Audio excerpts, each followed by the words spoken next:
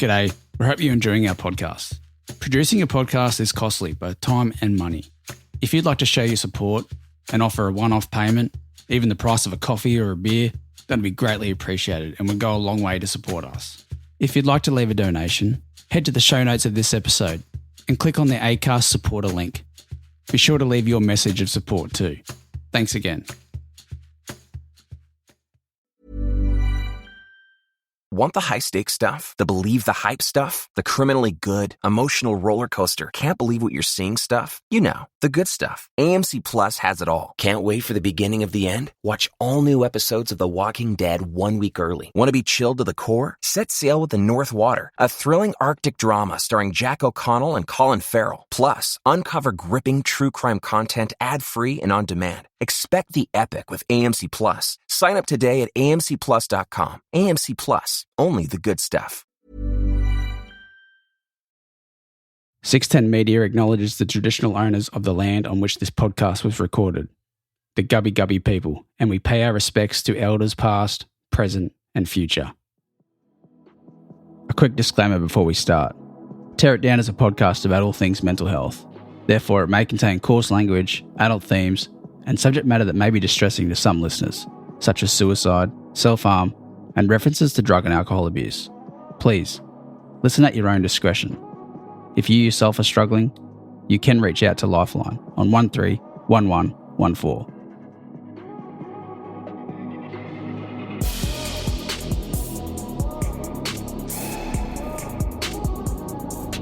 Well, g'day and welcome back to Tear It Down, tearing the stigma down around mental health, one story at a time. I'm your host, Jamie Pultz, but of course you already know that. It's episode 10. I probably should stop saying that. Anyway, thanks again for listening, sending your messages of support, and leaving reviews. I don't always get back to people straight away, but I'm telling you, I do read your emails, I do read your messages and your comments, so thank you. I really hope that you are getting something good out of these conversations because I can tell you I sure am. I really believe that we can do our part to tear the stigma down. It might not happen this generation, but let's pave the way for the next generation by inspiring them with our own stories. If we can do it, then our kids can do it, and so on. On this episode, I'm speaking with someone I have a lot of respect for. And if you've listened to my first podcast, Bean and Valley Road, then I know you will too. Alison has had more than her fair share of heartache and hardship in her life, but she still gets up each day and fights the good fight. I've had the privilege over the years since I've known Alison, watching her slowly get her mojo back, since momentum in her daughter's case is slowly gaining. And for those that don't know, Alison's daughter Kira was killed in 2014 when she was 27 years old. At the time, Kira was in a domestic violence relationship with a guy named Paul. It was labelled as a suspicious death, but with 105 bruises on Kira's body, Alison always knew in her gut that someone had killed her. Recently, the state coroner found the injuries inflicted on Kira by her partner Paul was the cause of her death. But at the time of this recording, no one has been formally charged. Along with this tragedy, Alison suffers from bipolar and has since her teenage years. Along with the warnings you heard at the top of the show, in this episode, we go into a lot of detail about some pretty serious domestic violence that resulted in a death. Take care in listening. So welcome to the show, Alison. Thank you, Jamie. Nice to talk to you again. It's great to talk to you. Now, I know people who have listened to Bean and Valley Road, we already know that we've struck up a good friendship over the years. So it's great to actually talk to you about other stuff and hear more about your story, because a lot of the time we talk about Kira and Kira's case. So we actually get to hear a bit more about you today. So how are you going, Alison? I'm going a lot better. The inquest findings certainly made an impact on my life. I felt like that was the tide turning moment. If you watch Australian Story, I felt it. I just absolutely felt it at that moment. And you know that because you had your hand on my shoulder, and it was like, yeah, that was a really magical moment. It was, yeah. So yeah, things are improving. Everything else seems to be going well, and yeah, we're just waiting now to see what this further investigation brings for Kira. And that's kind of my next stop. That's right. That's what you're living for. That's the hope. Well, yeah, there's always, the next step. But I would have thought it wouldn't take this long. But then the other side of me says, hello, we're used to waiting. So I just kind of have to take it on the chin. Yeah, like we've come this far. You've waited this long. We're that much closer now. Yes. Well, we certainly are. I mean, thanks to a whole heap of things, there's a lot more information out there. There's photographs out there and names out there, and surely that's going to have some effect on, police investigations. Yeah, I would have thought so too. And not only that, the community response and the feedback and the support. I mean, we do get on social media and emails, and I know you get contacted as well. But the support, I mean, most people, apart from a few trolls and a few, annoying people, the rest is really good. I have found that a lot of people make assumptions, which I was always taught was never a wise idea. And I think a lot of them really show their ignorance by making comments when they don't have all the information. As you said, apart from those, the response has been amazing. You probably see it more than I do because I don't see your figures and stuff like that. But, I know there's a lot of people out there that listen to it, and I do appreciate their support very much. I usually try and... They've all got your back. That's a nice feeling. No matter where you are in the world, these days it makes it easy just to send a message or to comment on a Facebook post. And, as long as it's positive, then it's going to be helpful. There's only a few people who write something stupid or negative, but I guess we just got to learn. Most importantly, I'm bad at this, but I'm getting better. Just being able to look at a negative comment and going, yeah, that's them. Nothing to do with me, whatever. Here's your sign, as Jamoan would say. But yeah, that's how I look at it. I just think, well, that's your issue and not mine, so I'm going to ignore you. And you have to learn to do that if you're going to be, not that I'm in the public eye, I wouldn't consider, but, available for criticism or whatever on social media, well, you're always going to get criticism. You're always going to get idiots. Yeah, true. Nobody would expect that we would have got, this case would have got 3 episodes on Australian Story. It doesn't happen very often. So that's huge. And that's such a awesome thing that could happen. Very positive thing that could happen. And I'm so honoured. Like, I've outdone Wayne Bennett. He's a football coach here, if you don't know who Wayne Bennett is. I do. I know I'm from New South Wales, but I do in fact know who Wayne Bennett is. So despite the fact I'm not a fan of Brisbane football teams, obviously, I still feel privileged to have superseded him in my episodes or Kira's episodes. But and I was pretty impressed with being on the page next to Michael Jordan a couple of weeks ago. That's cool. So, yeah, that was yeah. Yeah. No, it's awesome. I enjoyed that. And Luke Longley, he that was an amazing show that he did.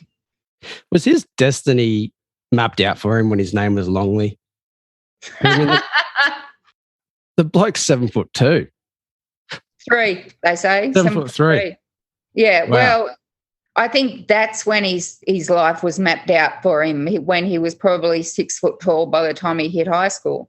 I've actually seen him from like a foot away. You have? Yeah, at the I was working, I worked in the medical village in the Olympic Village at the Sydney Olympics, right? So when the flag raising ceremony was on in the village, we all went up to it. So we're all standing there around this circle, and all the athletes come up and walk around.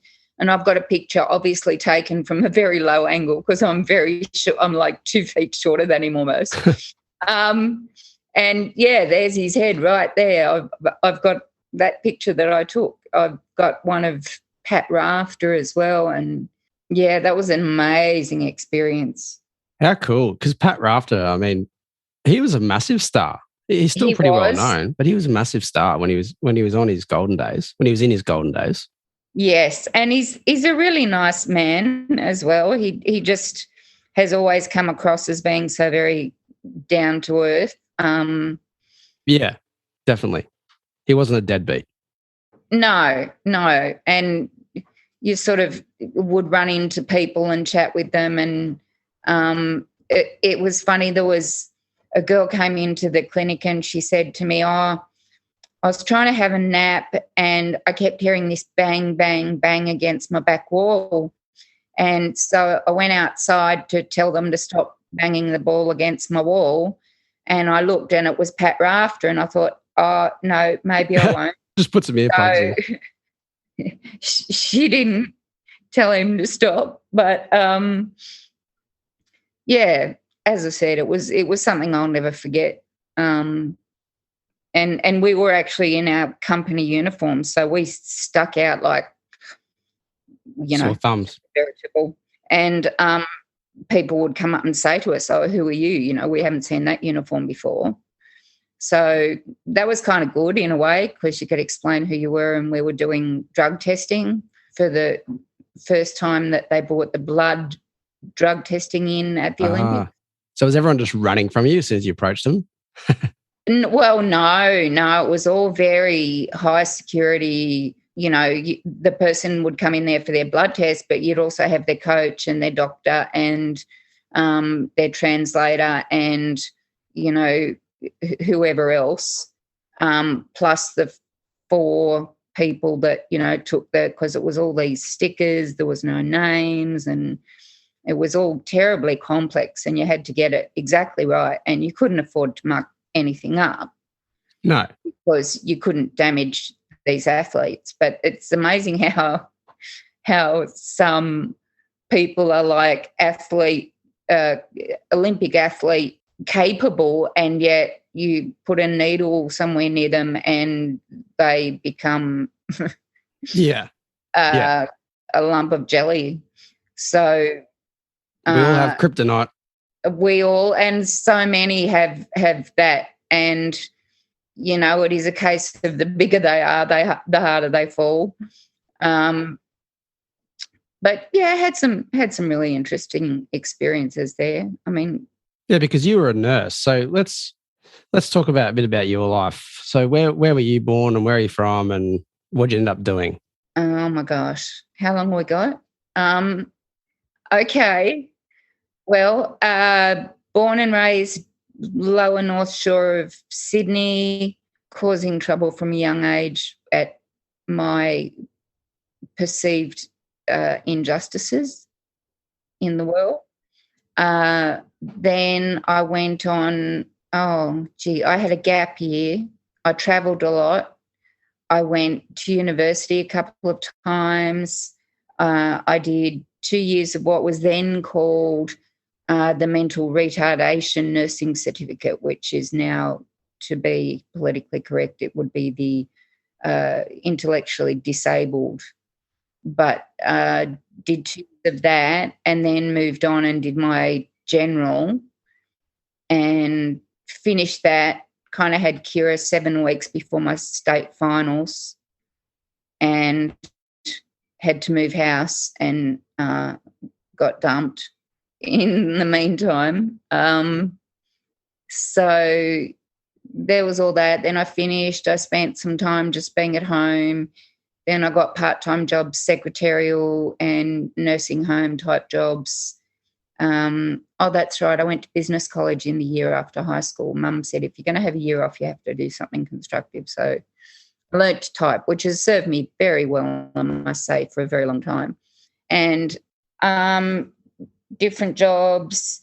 And then I was working for a neurologist for about 10 years. And then overlapping that, I started working as a pathology collector. So you'd be sitting in the rooms there, and when people come in and say they need a blood test or whatever, I did that. Take that blood? I did that, but I also did on what they call on call for every second week, which was you had the phone 24 hours a day, and if someone needed blood taking at 2 a.m., you had to go and do it. So I did that for probably 6 out of 10 years. So you're a blood sucker? Oh, definitely, yes. So you've drained many people's blood from them before? Well, I have, but unfortunately that's kind of what contributed to my body just gave out, because I used to end up in some really weird positions trying to get blood out of people whose bodies just didn't want to part with it. And, you can only do that for so long before your body goes, no, I'm not going to do that anymore. So mine did. And then my mum died. So that's 10 years ago. 2008 was when I finished work. But 2011, my mum died of breast cancer. She was in hospital for the last 6 weeks of her life, so I was able to be at her bedside for every day of that. Were you close to your mum? We had a really interesting, dysfunctional power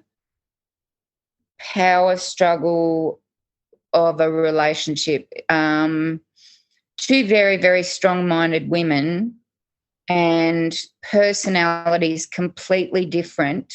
She just had no idea how I worked. It seems to be a common problem. People just don't understand who I am, why I do the things I do. I mean, neither do I sometimes. But, she didn't get me. And this kind of leads into the whole podcast theme, is that, when I was 16 and I had a reaction to something that happened in my life, she decided I was broken and needed fixing. So right, that was kind of...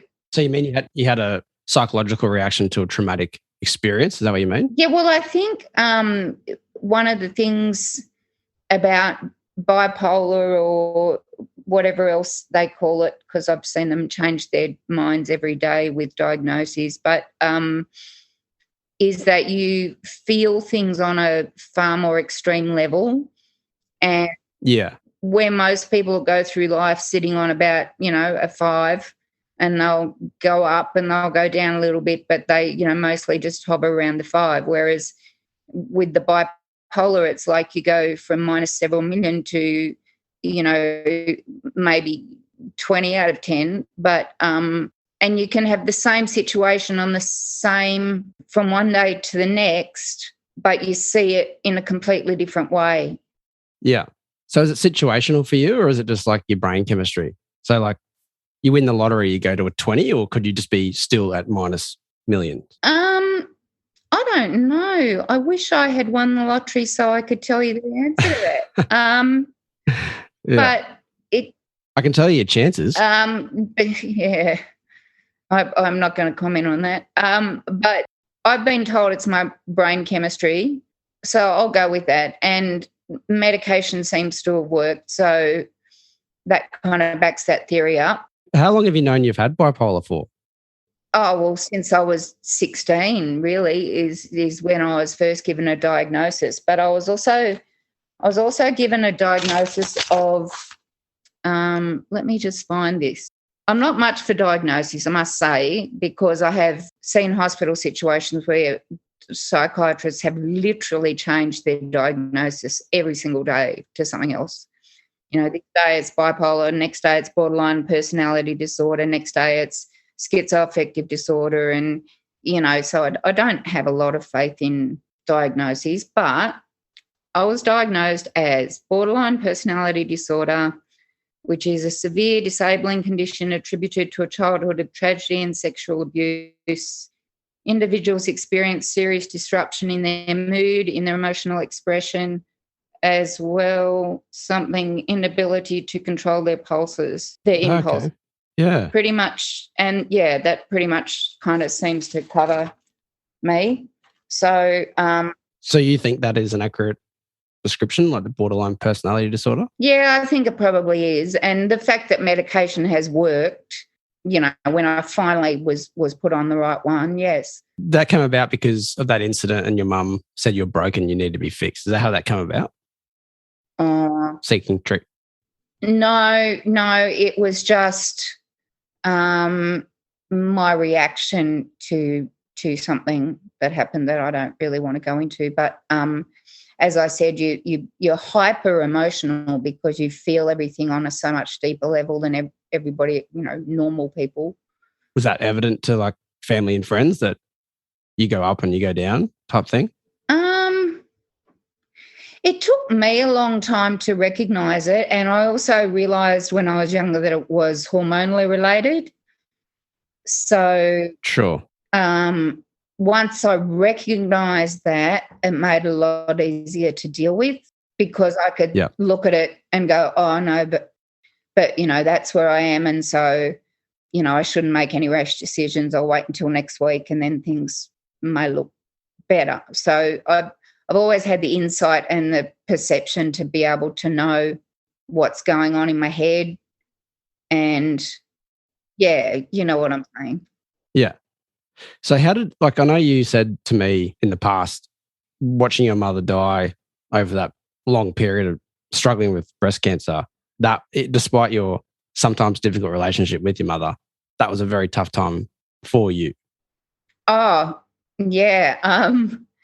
Well, the weird thing was too, I just spent 2 days moving myself and all my belongings and a emptied out 32-foot caravan up to Kira's house to live with her. And I got there at like 10 o'clock at night, and my sister rings and says, "Oh, Mum's in hospital. They won't let her touch her, won't let anybody touch her until you're there." And I said, "Well, I'm not turning around now. Like I said, I've got to at least get a night's sleep, and I'll tell her I'll be there as soon as I can get there." So yeah, it was interesting because I had a few issues with the medical staff, and I probably wasn't very popular with them. But I just knew what my mother's rights were, and you know, was making sure that she got taken care of as best she could. Fair enough. Well, yeah, as I said, I didn't make any friends doing it, but I wasn't there to make friends. So, you know, and she was having issues with the chemotherapy, and so everything she ate tasted wrong. Anyway, this one afternoon, she wanted a pomegranate and a fig. So okay. I said, "Okay, Mum," right? So off I go home. I was living at Wamberal at the time, and she was in Gosford Hospital. So I went to every single fruit and veggie store I could. I ended up going to 12 different places before I ended up with a fresh pomegranate and a fresh fig. Wow. So I took it back the next day and I said, "Here's your pomegranate, here's your fig." And she took one bite of each of them and went, "No, it doesn't taste right." I'm just like, yeah, I could never win. I could never win with her. It didn't matter. Yeah. How did having bipolar or borderline personality disorder, how did that affect you growing up and like relationships and going to uni and that sort of thing? Was it something that you managed to cope with, or did it come out and make it harder for you? It probably made it harder, but it wasn't impossible. Going to uni the first time, dropping out, well, that's a bit of a long story. I'd been to Europe and they told me that if I did all this work beforehand that I could come back and finish the courses, and then when I got back they said, "No, you can't." And so I threw a bit of a tanty and said, "Well, you can take your degree," and left. I was, very unimpressed about that. but probably learnt more in the 6 weeks in Europe though, because we were doing like free range. Mum was driving, I was translating and getting all the accommodation and the get through borders and all that kind of stuff, because I spoke university level French and German, so I was pretty good and fairly fluent. And so yeah, that's what we did. We just hired a car and went, that little village looks nice, we'll go there. Discovered Waldorf, where Waldorf salad came from originally. Oh, there you go. How naive am I? I didn't even think that it came from a place. Yeah, I just figured it was a name. It's a gorgeous little village. It's I remember it.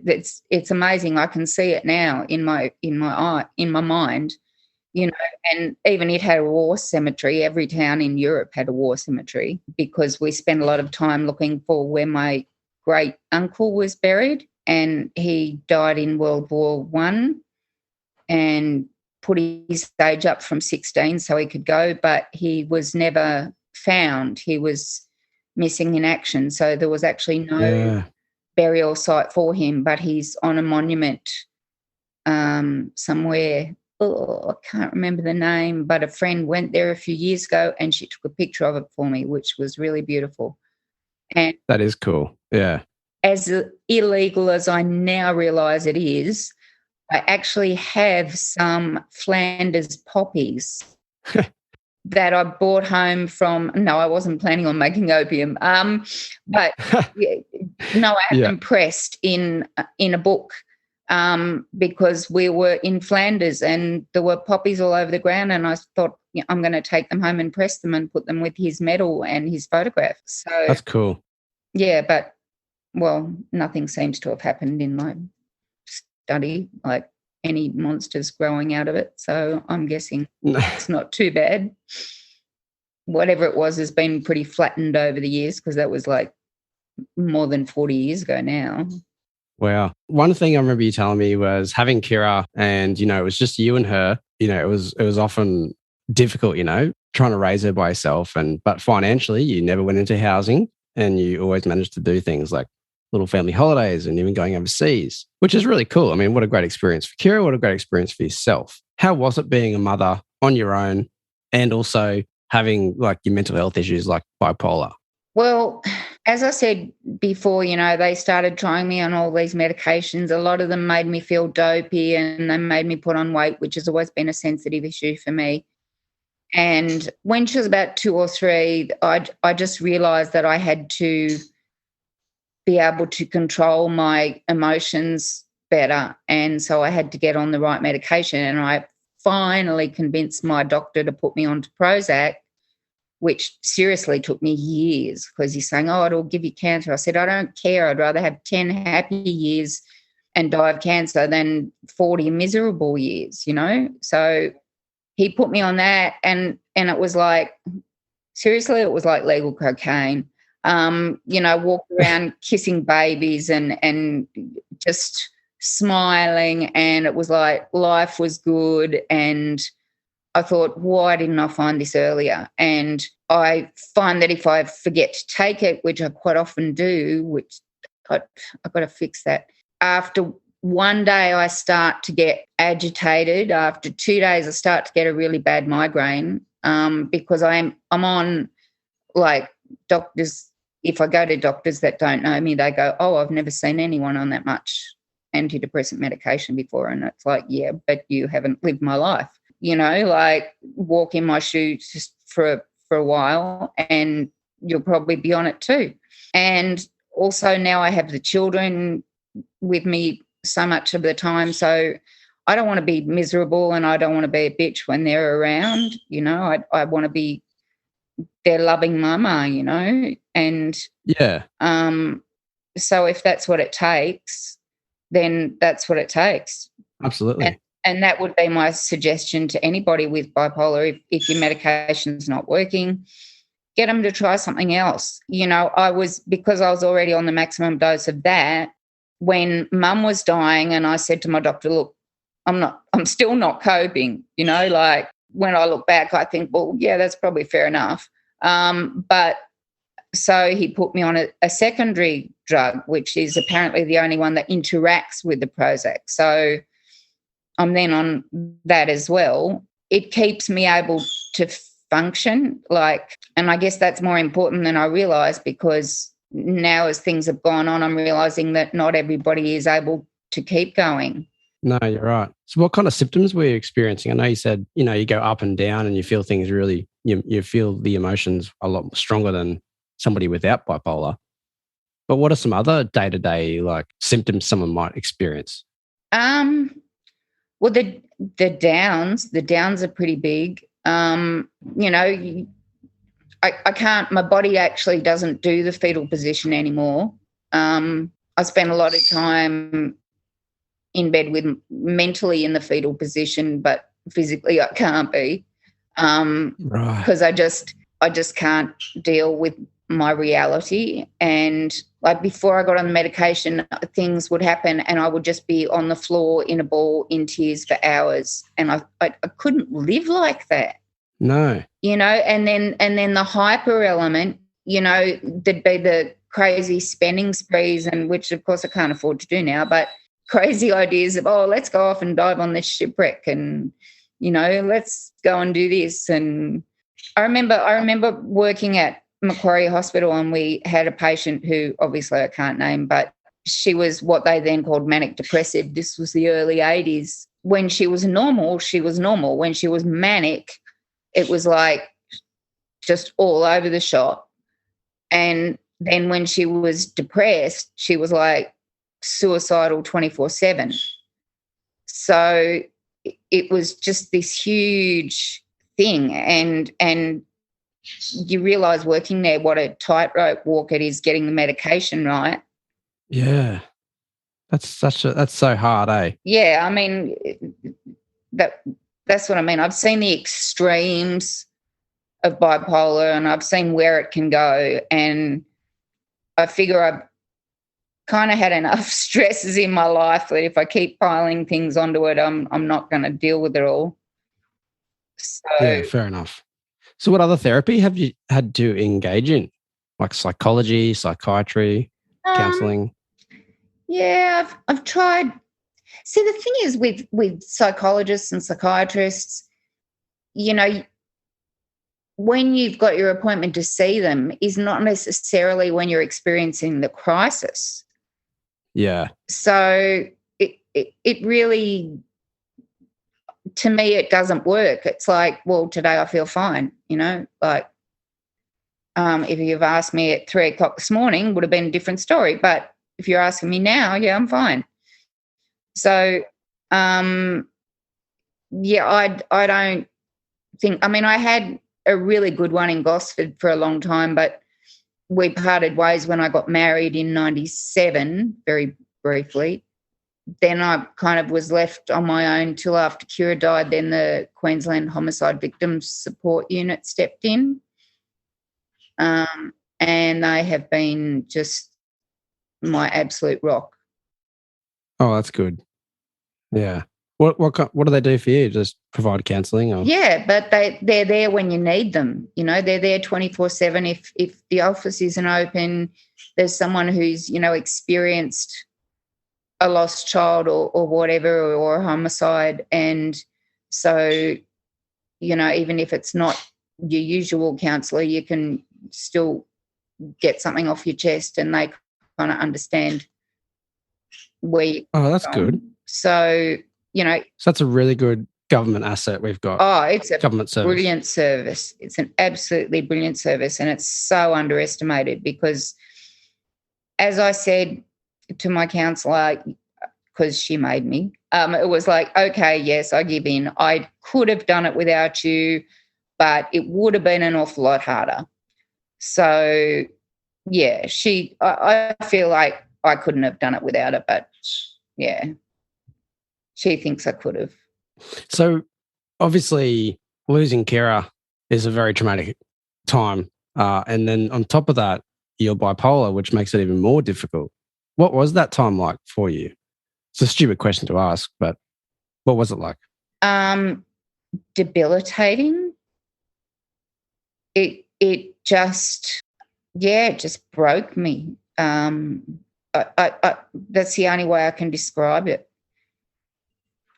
You know, it was all a big blur. I was living in Butterham with the children and Roger, and it all just happened, and then I was gone. I had to go back to my stepfather, who was dying of cancer, and take care of him.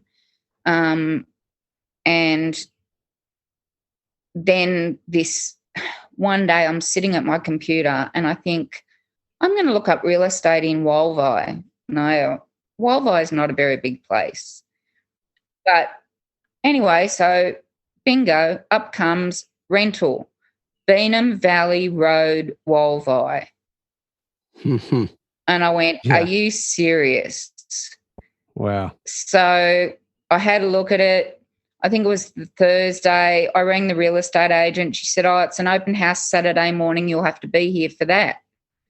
So I'm like, all right, fine. So I pack everything up, drive up here, go, yep, I'll take it. Kind of no matter what, I'll take it. And didn't end up moving in there for about another 6 months. I was up and down the coast. I was off on holidays at one stage trying to kind of get my stuff together. And trying to take my mother's ashes to Fiji, but that's another whole story. Yeah. So I ended up there. I was paying rent from the October, but I ended up living there from probably mid-February or so.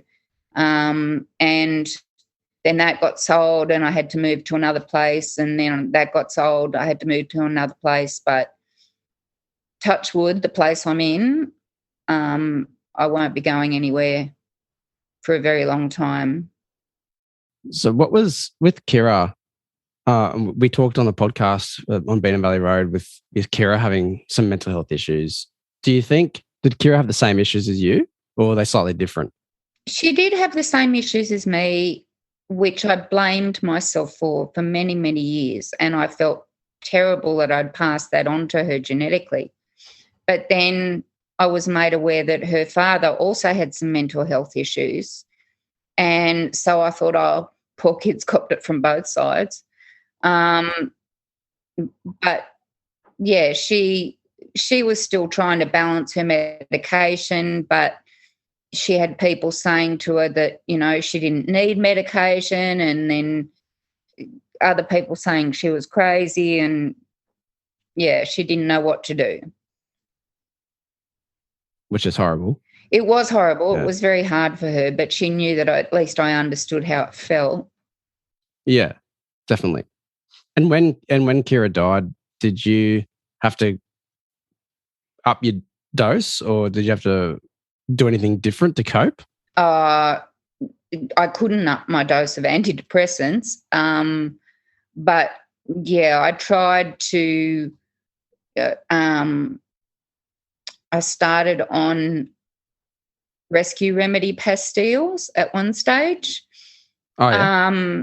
And then I just thought, no, if I'm going to do this, I'm going to do this the proper way. I'll go to the doctors. I'll say, look, this is what's going on, blah, blah, blah. And he went, okay, well, here's what you need. And he realises that I kind of self-medicate according to my stress levels and understands that, and what's going on in my life is kind of quite public. So people know what's going on in my life. And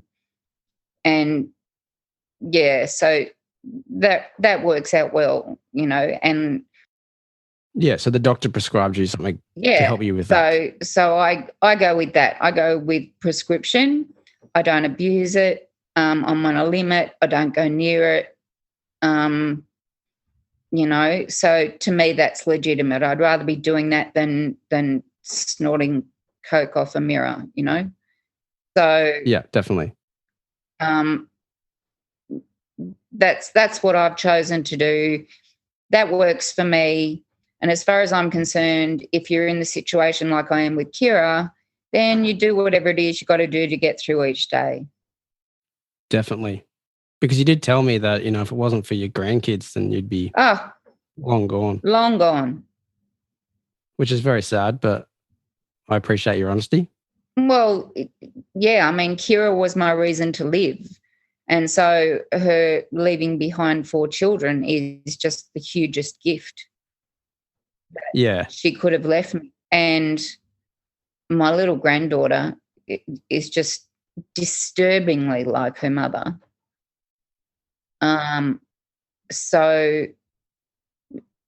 it's just beautiful. It's like a second chance. You know, I see them every weekend and I see them every holidays pretty much. And For the listeners who haven't heard Beanham Valley Road, tell me about the promise you made Kira when unfortunately she did die. I promised her that I would make sure her children were taken care of and that I would get the bastard who did this to her. And you are definitely on track and you are keeping those promises. We're on track for getting someone held accountable and you are taking care of those grandkids. I'm doing my best. You are. Let's take a look at something that's probably quite painful, but something that somebody said which was really hurtful as well, about when someone made a comment that, why would you turn the life support off? And actually that was very mean to say. There was no choice. There was no choice for you to turn the life support off. It was something that was told to you. No. And also as a nurse, like, she was completely brain dead by the time she reached Gympie Hospital. Now, I didn't see her until the next day when she was at Gold Coast Hospital. By then, she had been completely brain dead for 24 hours, not coming back. No. And to see her face like the way it was, and it was... And to see her not reacting to painful stimuli, you know, which is what you do to test people's consciousness, you know, and just the nothing from this previously vibrant, sparkling, amazing personality to this just body with nothing inside it. And you know what? The coroner, hearing the evidence from the medical professionals, really helped understanding of that and her condition, because a lot of naive people or uneducated people would just be like, oh yeah, she was hurt and had to decide to turn the life support off. But in reality, she was already dead. Oh, she was long gone. I mean, I suggested doing an EEG and they just looked at me and said, there's no point. And I used to perform EEGs, so I knew what they meant. The show will return after this quick. Want the high-stakes stuff? The believe the hype stuff? The criminally good, emotional roller coaster, can't believe what you're seeing stuff? You know, the good stuff. AMC Plus has it all. Can't wait for the beginning of the end? Watch all new episodes of The Walking Dead 1 week early. Want to be chilled to the core? Set sail with the North Water, a thrilling Arctic drama starring Jack O'Connell and Colin Farrell. Plus, uncover gripping true crime content ad-free and on demand. Expect the epic with AMC Plus. Sign up today at amcplus.com. AMC Plus, only the good stuff. Break. That's amazing because, you know, you've had these pretty debilitating mental health issues, but you've still managed to get a degree. Oh, no, didn't get a degree. I started uni twice but never finished. So are you an RN or an EN? Oh, no, I'm an RN. That's different. I did nursing training under the old system. Okay, so you're a registered nurse. You've had a very successful career in that. You raised a daughter. You managed to take her overseas, do family holidays. It was just the two of you. That's something to be proud of. I mean, most people struggle without having those two pretty hectic mental health issues, right? Well, I guess, but it's like everything else, you know, you only know what you experience and then you sort of get out into the world and you realise, oh, not everybody has the same experience with this, or, you know, like not everybody's the same as me. Would the medication be the most helpful treatment you've received? I'd have to say yes, to be honest, because I know what happens when I stop taking it, and I just don't want to live that life. No. You know, I want to enjoy what's left of my life, and I want to be able to achieve things in domestic violence area, and I need to achieve things as far as Kira's concerned. Yeah. I'd really like to see all my grandchildren grown up and happy. Yeah, the point that there is nothing wrong with taking medication. And if you need it, you need it. Same as there are people out there who have a problem with taking Panadol if they've got a headache. Yeah, well, I don't agree with that. I just think I'm not pro-suffering. Like, why suffer if there's a resolution? That's my point. And if it happens to be medication, well, it's medication. If it happens to be heroin, well, that's a different kettle of fish. But yeah, it's not. So as long as you're not hurting anybody else or, disrupting people's lives or whatever, you just do what you got to do. So what do you do now that relaxes you or brings you back to earth when you are having an up or down moment? If I'm having a down moment, I must admit I do tend to curl up in bed with my dog, and sometimes I sleep, sometimes I don't. I have a method that I use because my memories are visual, very visual and very vivid. And so when my head's spinning with too many memories, I go to sleep, and it's really hard to explain, but I paint it black. It's like I get a giant paintbrush and I paint brush strokes in black paint over the pictures in my mind so I can't see them. Wow, that's interesting. And yeah. And I just repeat that over and over and over. And when the pictures are bursting through, I just hit it with the paintbrush and paint it black and paint it black and paint it black until either I go to sleep or I feel better or, the phone rings or whatever. But that's what I do to get rid of the pictures in my head. Uh-huh. And that's something you've come up with by yourself, or? Yeah. Yeah, wow. And that helps? Yeah. Yeah. And there was also, I had issues for a long time with the last picture in my head of Kira was in the hospital bed, and that was just haunting me. That just wouldn't go away 24/7. And I ended up meeting this African lady, and she did this weird tapping thing on me. Oh, yeah. I've heard about tapping, yeah. And lo and behold, bloody worked. And now I'm like, I can see that picture without freaking out and without being absorbed by it, 24/7. And I've seen even worse pictures now, and I can see them and go, okay, well, that's that. And, because as far as I'm concerned, I've got a job to do to contribute as much as I can towards, making this all happen. Was the coronial, what was that experience like for you? I mean, because I was nervous, and I'm not the mother of... The inquest itself, it was interesting. Yeah, there's a few interesting points that the second neurosurgeon brought up that the first one had not picked up on. So that was really interesting. But all in all, it was a positive experience for me. I found the deputy state coroner to be just sensational at what she does. Yeah. And didn't beat around the bush, didn't, mince words, just kind of picked everything up for what it was and went, no, I don't think that's right. She just saw it all in my vision. She saw my vision. I can't overstate the significance of that. Were you able to, when they were talking about the medical stuff and going into fairly significant detail, were you able to separate yourself from, that's Kira, that's my daughter, and we're just talking about medical science right now? I've had to because of some of the work I've done on the case, which I won't go into, but I've had to just look at it and go, right, this is an essay I'm writing for uni, and these are the facts, these are the quotes I want to use, this is the way I want to set it out. I've kind of gone into essay mode, and detached myself because you just have to.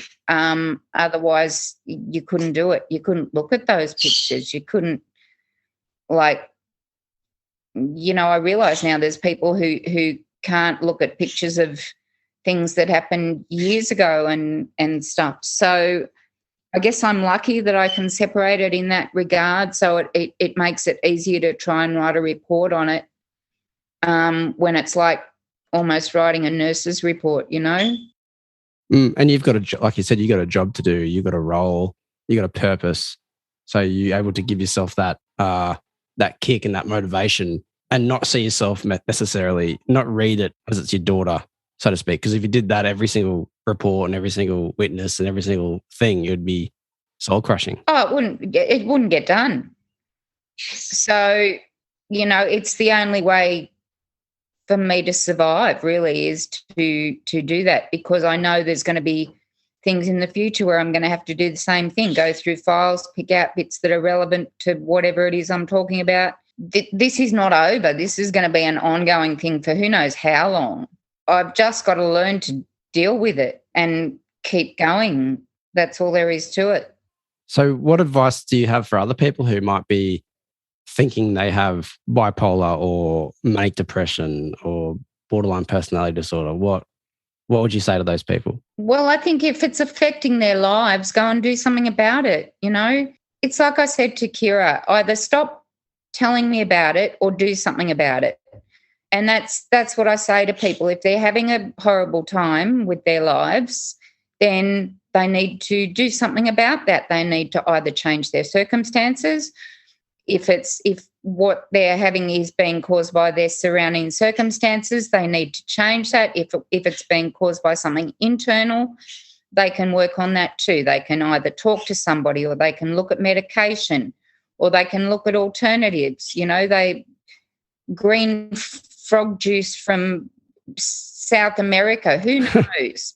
But whatever just do something.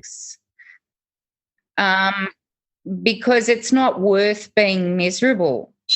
No.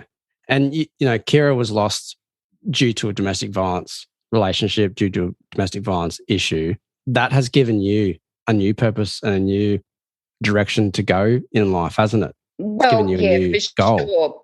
It's difficult because I can't really start that yet. I can't commit to anything because I don't know if there's going to be a trial or when or whatever else. I always seem to be writing some kind of application or appeal or something to do with it all. Well, you're also good friends with Katie, who was friends with Kira, who was in a relationship with Kira's boyfriend as well before that. Yes. And you guys have really helped each other out, which is remarkable. We have, and her dad as well. Her dad has just been an absolute gift to me. Yeah. He's taken on the role of my, guardian angel's probably not quite the right phrase, but guardian bearded man. Yeah, that's something like that. And that's really nice. He just cares and wants to take care of me and make sure nobody does me wrong. And if you've met him, you would understand. Yeah. And look, from an outsider, well, not so much an outsider, but from my perspective, it shows just the character that you are. It shows what your character is, because when we met Tamika at the pub, you were willing to come and basically face the person that was there and may have contributed, and for all you knew, could have actually. Nah. But you were there. You were there and you forgave her. You put your arms around her and said you forgive her. Whatever role she played, you forgave her, which was just massive. Yeah, because I always knew she didn't kill her. But still, a lot of people wouldn't be able to go anywhere near the person that was there or related to the person who might have done it. So that's a testament to you. And also the fact that you're now really good friends with Katie, who was in a relationship with this person before Kira. And you've managed to hold that together, put that aside, become good friends, help each other out. And that's just amazing. And it's testament to you. Well, I don't know what to say when you say things like that. I'm just me. I don't. If you were going to take a positive out of the shitty situation, would be those few things. And it might help somebody else. And no doubt your story that you've told on Beanham Valley Road, that you've told an Australian story, and same with Katie, will help somebody else in the same situation. And it might prevent another Kira incident. That's what I'm hoping. That's my aim, or one of my aims, is to be able to somehow help people get out of those situations, because, in Kira's situation, it was her house. So why should she leave? Yeah, I know. And we've got to do something. It's just... Yeah, it's like she could not get that thing to move out of that property. Yeah. So what do you do, I guess that's something we're going to have to do as a community. We have to start educating people and educating blokes who are mainly the perpetrators of this. Yes, and I think also to change the thinking of a lot, not referring to yourself, of course, but a lot of the police force, the way they look at things, the way they look at some people, the way they speak about them. There's a lot left to be desired in some of those areas. I know what you're saying. I think some stations have started, like they've got sole domestic violence units, and that's all they deal with, and they specialise in it. And I think that, along with like psychologists maybe at the station, where they can go back and like debrief or like get feedback on how relationships work. And because some of these cops, they only had 6 months training, including myself. And some of the cops are 19 years old and they walk out and they're dealing with a married couple who have been married for 40 years, 3 kids, trying to give them advice. It's hard. Yeah, exactly. And also, I know how stubborn Kira was. So that's why the laws have to change, because I know that you would have done everything in your power to do something about that, but you were limited by the powers invested in the police. Yeah. And that's the thing, or one of the things that's going to have to change, because I believe if you couldn't get it to come forward to you, then no one could have. Mm. So yeah, like I said to you, that still haunts me. Well. I know that. I am sorry for that, but then I'm also grateful for that. So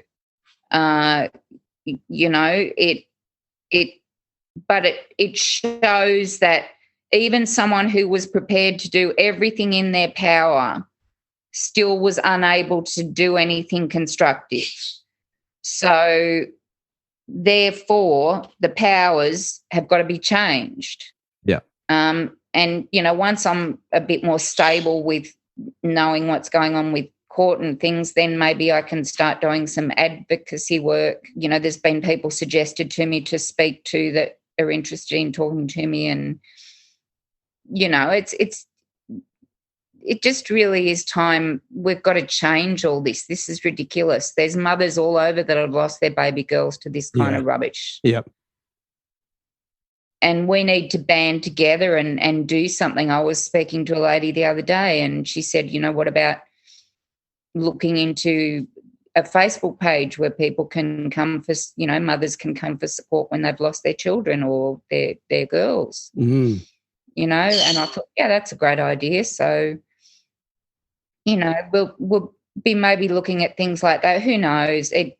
Usually what happens in my life is that opportunities are basically presented to me, often on silver platters.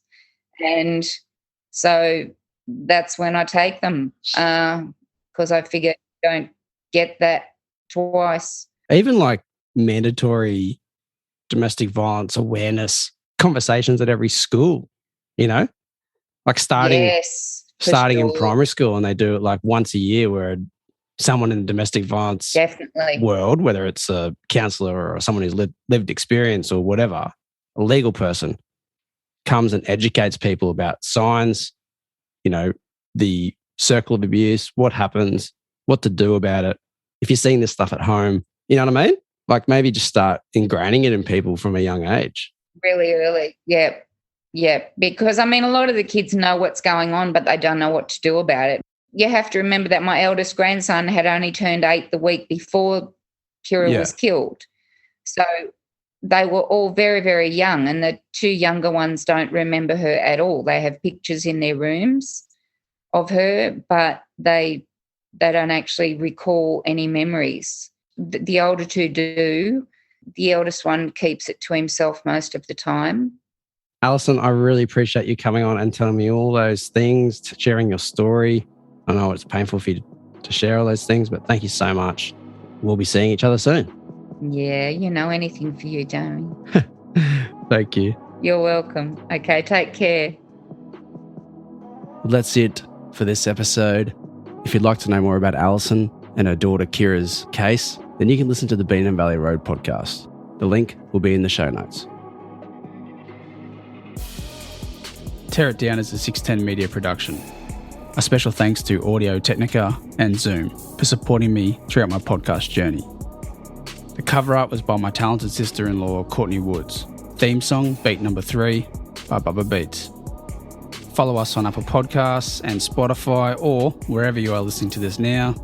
You can follow us on Instagram and Facebook at Tear It Down Podcast, and also at 610 Media Group. If you want to get in touch, you can head to 610mediagroup.com or send an email to info@610mediagroup.com. That's SIX and the number 10. Cheers. If this episode has brought up any issues for you, please seek help. You can reach Lifeline at 131114.